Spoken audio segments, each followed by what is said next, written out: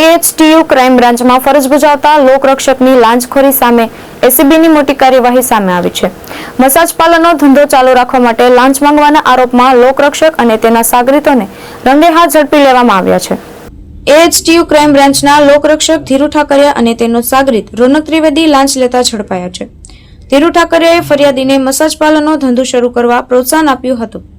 ત્યારબાદ કોઈ રેડ કે હેરાનગતિ ન થાય તે માટે રોનક ત્રિવેદી મારફતે 25,000 રૂપિયાની માંગ કરવામાં આવી હતી। લાંચ આપવા ઇનકાર કરતા ફરિયાદીએ એન્ટી કરપ્શન બ્યુરોમાં ફરિયાદ નોંધાવી હતી, જેના આધારે એસીબીએ પોદાર આર્કેડ ખાતે ટ્રેપ ગોઠવી બંને આરોપીઓને લાંચ લેતા રંગે હાથ ઝડપી લીધા છે।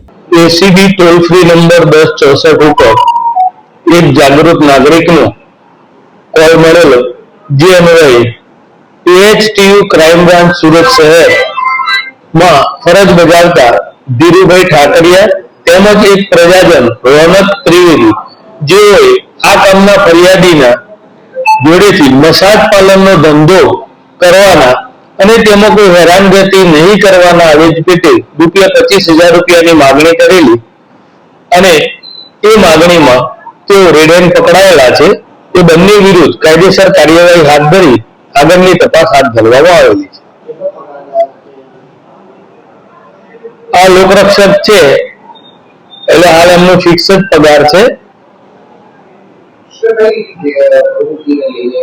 જે મસાજ પાર્લરનો જે ધંધો આવે એ મસાજ પાર્લરનો ધંધો કરતા હોય ફરિયાદી એમાં કોઈ હેરાનગતિ નહીં કરવાના આવે પેટે 25,000ની માગણી કરેલી।